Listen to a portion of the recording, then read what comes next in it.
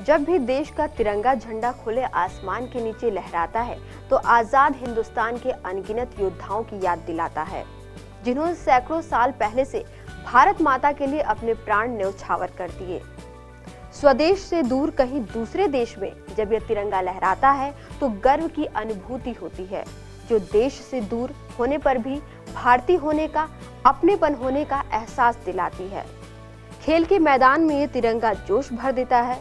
सीमा पर तिरंगे की आन बान शान की रक्षा के लिए सीमा के प्रहरी बनकर भारत माता के सपूतों को ताकत देता है। हर घर तिरंगा के तहत हम सभी भी अपने घर, छत, गली, मोहल्ले, दुकान में तिरंगा फहरा रहे हैं। लेकिन हमारा तिरंगा कई परिवर्तन के दौर से गुजरा है। अपनी आजादी की लड़ाई में भारत के कई महान क्रांतिकारियों ने अलग अलग रंग रूप के झंडे के तले क्रांति की, लेकिन रंग रूप चाहे अनेक हो, लेकिन सभी जन एक थे और उनका उद्देश्य भी एक था, भारत की आजादी। आइए जानते हैं भारत का झंडा कितने परिवर्तन से होकर गुजरा है।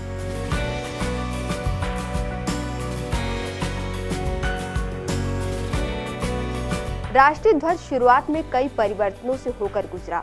स्वतंत्रता के राष्ट्रीय संग्राम के दौरान कई अलग अलग ध्वज का प्रयोग किया गया या मान्यता दी गई।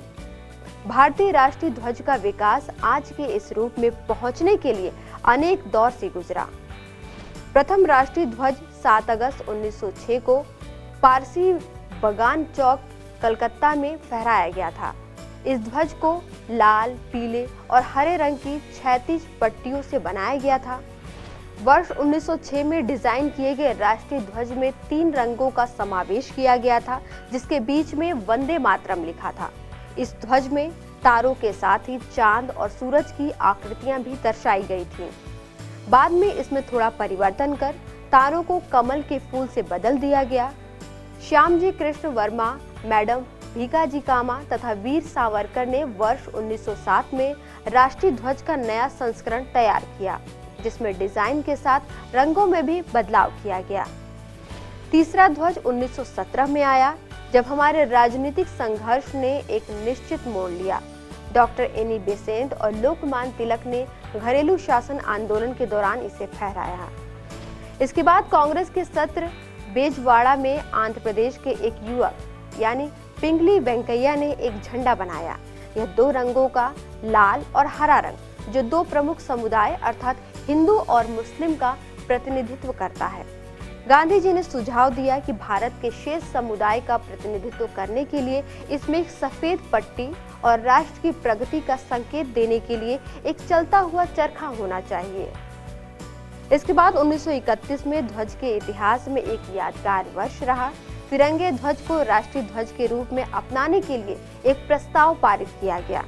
यह ध्वज, जो वर्तमान स्वरूप का पूर्वज है, केसरिया, सफेद और मध्य में चलते हुए चरखे के साथ था।